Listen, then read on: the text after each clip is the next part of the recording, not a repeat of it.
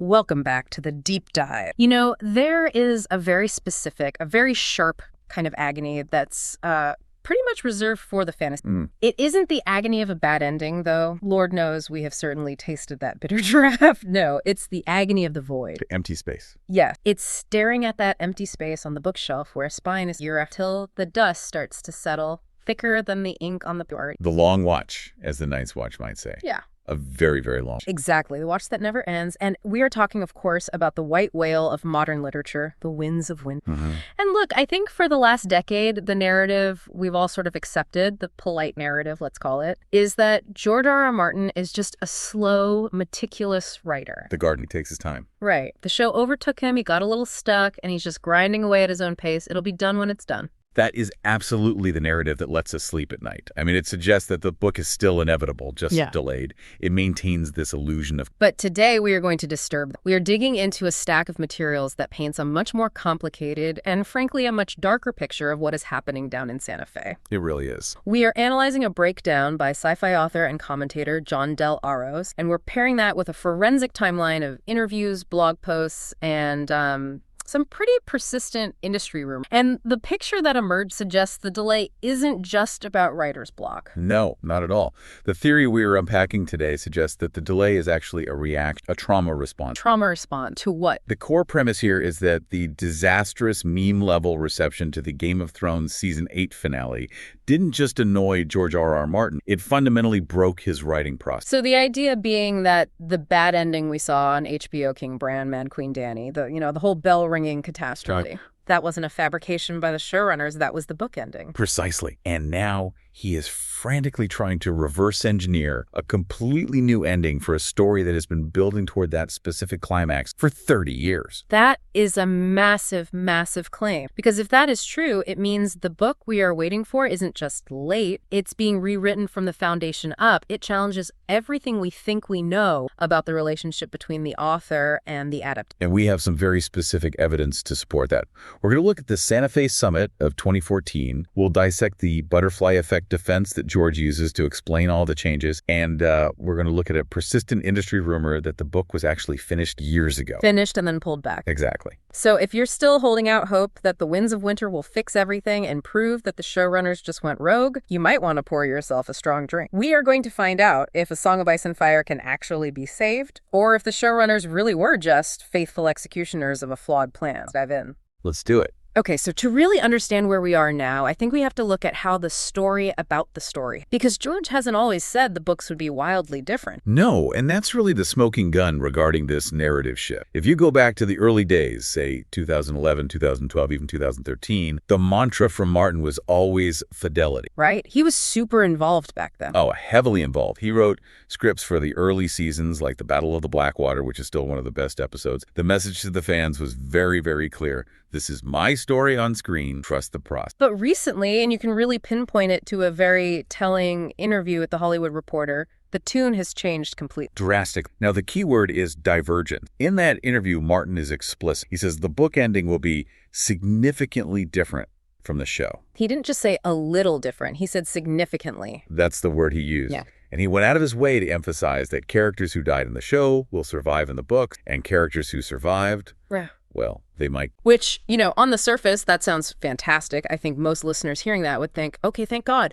The showrunners went off the rails, they messed it up, and George is finally going to take the wheel and give us the real. It's pure reassurance. It feels like damage control, sure, but it's hopeful damage control. It is, but our source, John Del Arroz, argues that you can't just accept that statement in a vacuum. You have to overlay that quote against the historical reality of the production time. You have to go back to 2014. The year 2014. Okay, so the show is at its absolute cultural peak. It's appointment television. Everyone is watching it. But the showrunners, Benioff and Weiss, they're staring at a cliff. A huge cliff. They know they are running out of source material.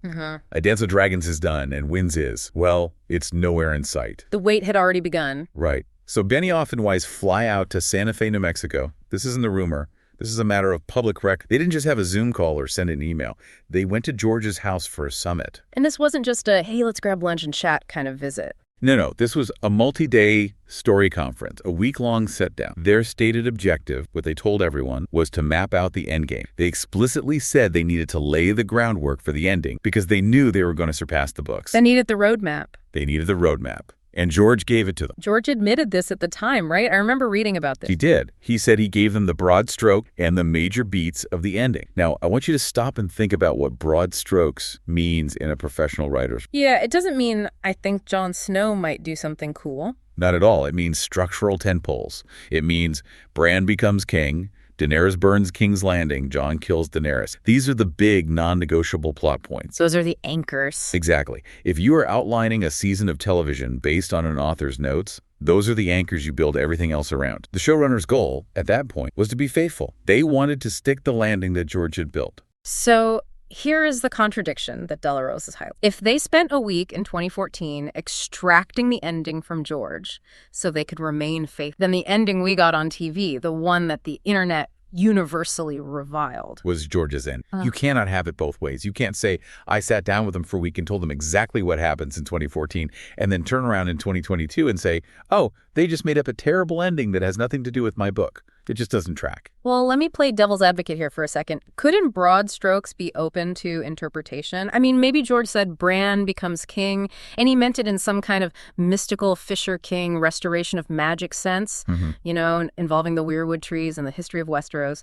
And the showrunners, being who they are, interpreted it as Bran wins the election because Tyrion gives a nice speech about stories. That is certainly the execution argument. Right. That the what was the same, but the how was bunk. And look, there's definitely truth to that. The pacing of the last season was a mess. A complete mess. But Delarose argues that the backlash wasn't just against the execution. It was against the plot points themselves. People didn't just hate how Dany turned evil. They hated that she turned evil. They hated the very concept of King Bran. Right. The structural decisions themselves were rejected by the culture. It wasn't just the journey, it was the And that brings us to the why of the delay. Imagine you are George R.R. Martin. You have spent 30 years gardening this massive, complex story. You gave the outline to the TV guys. They put it on screen, admittedly, maybe clumsily, maybe they rushed it, but the plot points were there, and the world hated it. Not just disliked it, mocked it. It became a laughingstock. I don't want it. I mean, petitions with millions of signatures demanding a remake. Exactly. It was humiliated culturally. Yeah. So if you are sitting at your WordStar processor in Santa Fe, looking at a manuscript that ends with King Bran and Mad Queen Dany, can you press publish? You can't. You absolutely cannot. You'd be walking into a firing squad. You'd just be confirming that the disaster was your idea all along. It paralyzed. Delarose suggests that this is the real reason for the significantly different pivot. It's not that the story was always going to be different. It's that it has to be different because the original ending has been poisoned. He's lost ownership of his own conclusion. That is a terrifying thought for a creative, to have your life's work spoiled and ruined before you can even finish it yourself. But surely he can't just change everything. I mean, the setup is already there in the first 5 books. Well, he is trying, and the shield he uses for this, his main defense for why the books will desert, is what he calls the butterfly effect. Ah, yes. The chaos theory approach to writing. Martin's been leaning heavily on. He posits that small changes made in season 1 or season 2 of the show, cutting a character here, merging 2 characters there, have rippled outward over thousands of pages, creating massive divergences by the time we reach the end. And he also compares the scale, right? He does. He notes that the final season of the show was roughly 6 or 7 hours of content. In contrast, his final 2 books, The Winds of Winter and A Dream of Spring, are projected to be something like 3,000 manuscript pages. The canvas is just vastly larger. And to be fair to George, when you look at the list of differences, it isn't just small changes. There are entire ecosystems in the books that simply do not exist. Correct. And we need to go through these because this is where the deep dive really matters. It's not just a list of names. It's a list of narrative mechanics that the show broke or just threw out, which George now has to resolve. Okay, let's start with a character that I know confuses show-only watchers, but obsessed book readers are always talking about, Jane Poole. Right. Jane Poole. In the show, Sansa Stark is married off to the psychotic Ramsay Bolton. She suffers terrible abuse. It was a huge, huge controversy. But in the books, Sansa is nowhere near Ramsay. She is safe in the Vale, learning politics from Littlefinger. So who does Ramsay marry? He marries Jane Poole, who was a minor character, basically Sansa's friend, way back in book 1. The Lannisters dress her up and pretend she is Arya Stark. Fake. Exact. Now, why does this matter? It matters because the North remember. The Northern Lords are rallying to save Ned Stark's daughter from the Bolt, but it's a lie. This creates a massive tension about identity and legitimacy that just wasn't in the show. And crucially, it leaves Sansa free to be a political player, not a victim. Okay, that's a big divergence. But let's talk about the one that fans are always screaming about, Lady Stoneheart. The big one, yes. For those who haven't read the book, imagine the Red Wedding. Catelyn Stark's throat is cut. She is thrown in the river.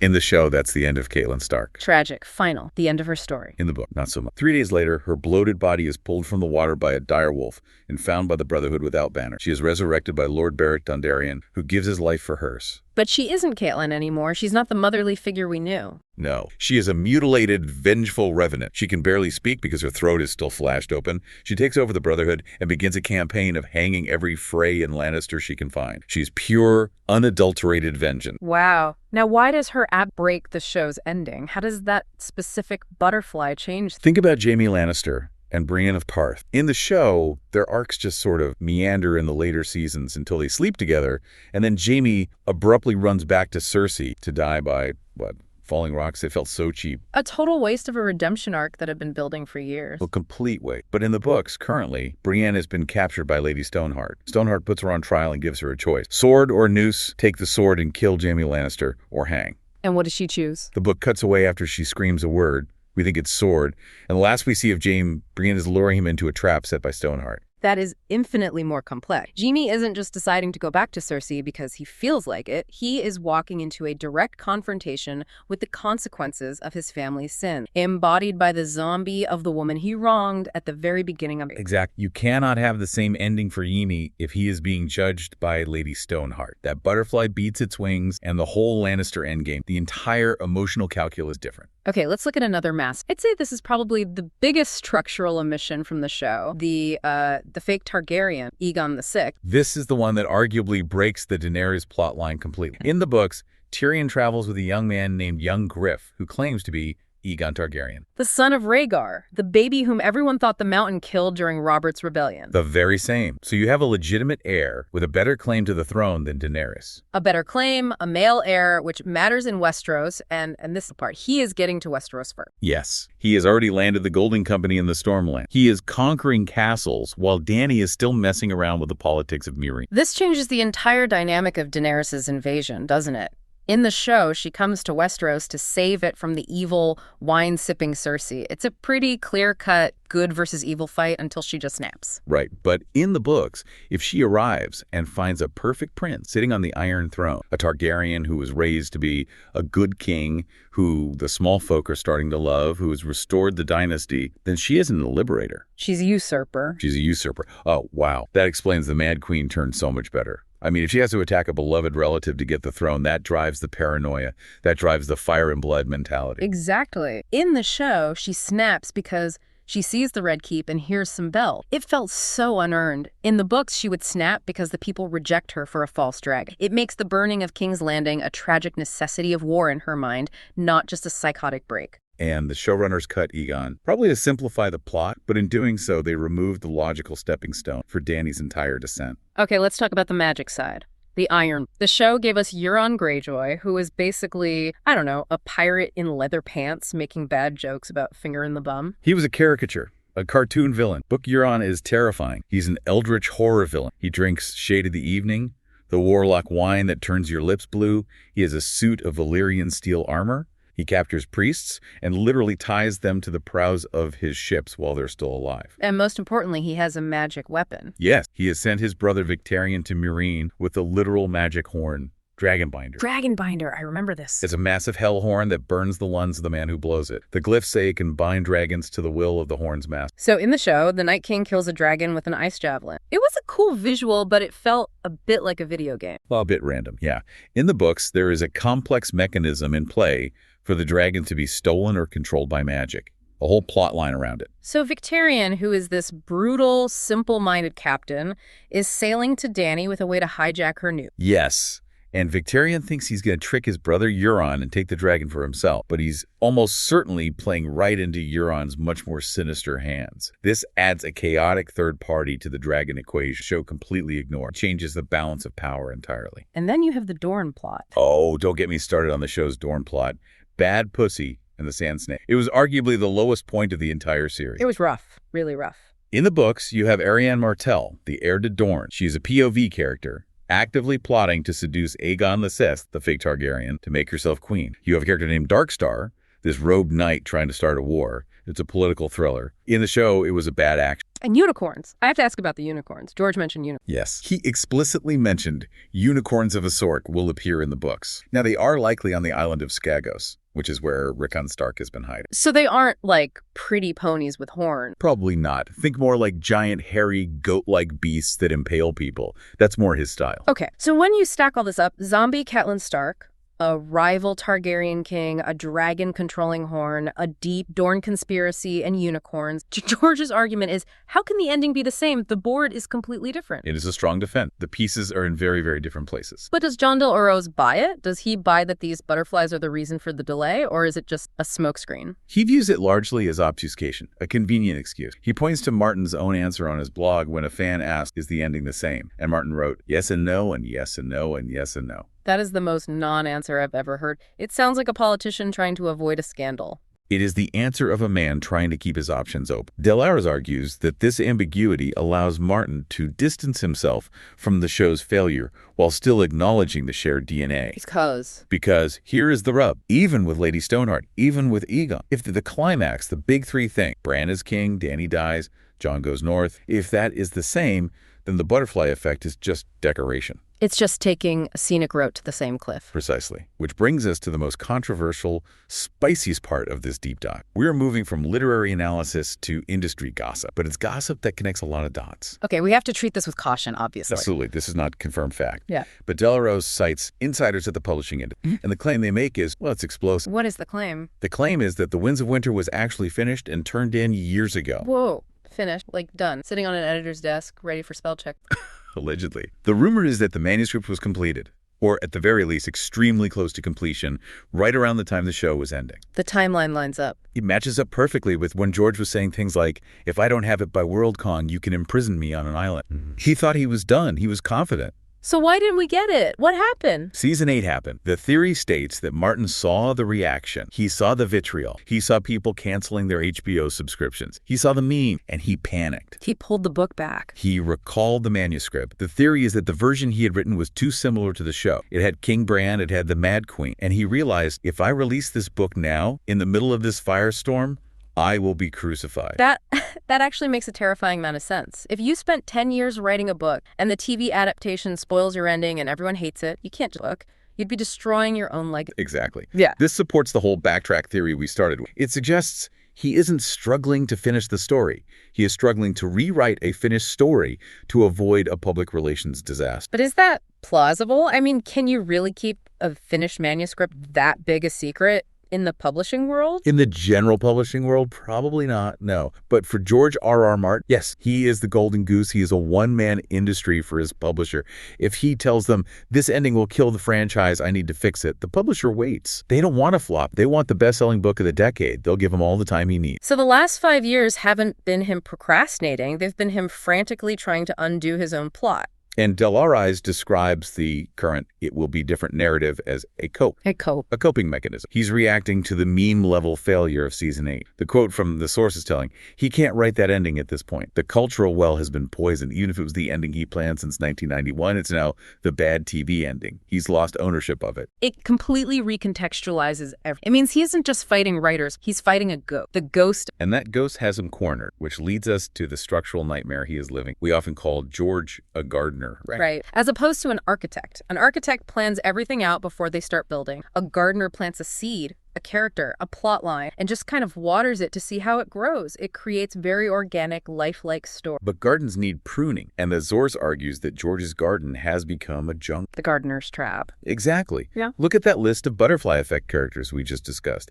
Arianne, Victarion, Aegon, John Connington, Lady Stoneheart, Penny, the Shave Pate, all these different players. Right. These aren't just cameos. These are major viewpoint characters with their own geography, their own supporting casts, and their own plot arcs that need resolution. And he has to resolve all of them in 2 books. It is statistically and narratively impossible. I mean, just think about the logistics. He has to get Dany out of Meereen, get her across the world, fight the Second War for the Dawn against the others, deal with Cersei in King's Landing, deal with Aegon, deal with Euron, and then resolve the aftermath. And on top of that, he has to wrap up 20 side plots. If he was an architect, he would have known this 10 years ago. He would have looked at the outline and said, this doesn't fit in 2 books, I need 3 or 4. But as a gardener, he just let them grow. Oh, it would be cool if Tyrion met a dwarf named Penny. Okay, now you have Penny. Now you have to write scenes for Penny. Now Penny needs an ending. It adds hundreds and hundreds of pages. The source argues that this gardener approach has completely failed him. He let the story grow too wild, and now he can't prune it back into a shape that makes sense. So you have a writer who is, 1, afraid of his ending and 2, completely overwhelmed by the complexity of his own middle. Perfect storm. That sounds like a recipe for, well, doing anything else but writing. Procrastination. And the source is very, very critical here.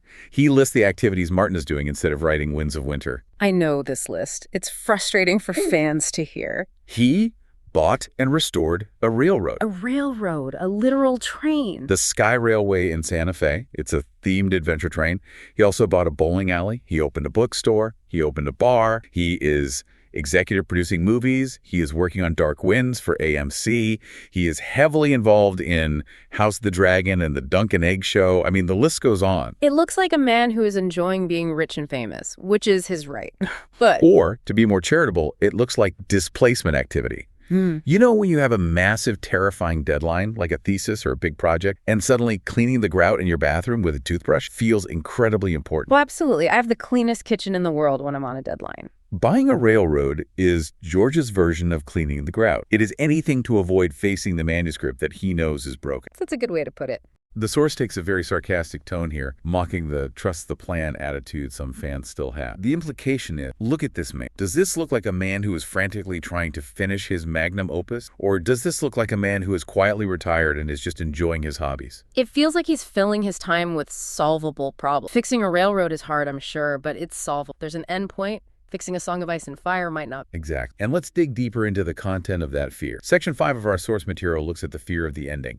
Why is he so scared to commit? It's not just the plot mechanics, it's characters themselves. And the source points to specific characters where Martin has shown indecision, right? Yes, and this is extremely revealing. Take Sansa Stark. In the books, she is currently in the Vale learning the game. George admitted in an interview that he had seriously considered killing her off. Killing Sansa, the Queen in the North. Yes, but he said that Sophie Turner, the actress, was so good in the show, and the character became so popular and so vital that he thought, maybe I'll let her live. Wait, hold on a minute. That confirms the theory. That directly implies the show influences the books. It certainly suggests he is malleable. If the casting of an actress can change whether a main character lives or dies, then his original vision is not set in stone. This indecision, this fluidity, suggests he is being heavily influenced by the adaptation. He is reacting to the audience, not leading. And then there's Tyrion. What about him? Darker news for Tyrion fans. In 2019, George said, and I'm paraphrasing, I was going to kill more people. I don't see a happy ending for Tyrion. Oh, that sounds ominous. The show gave him a relatively happy ending. Hand of the King, rebuilding the city, telling jokes. Whereas the books are setting Tyrion up as a potential villain.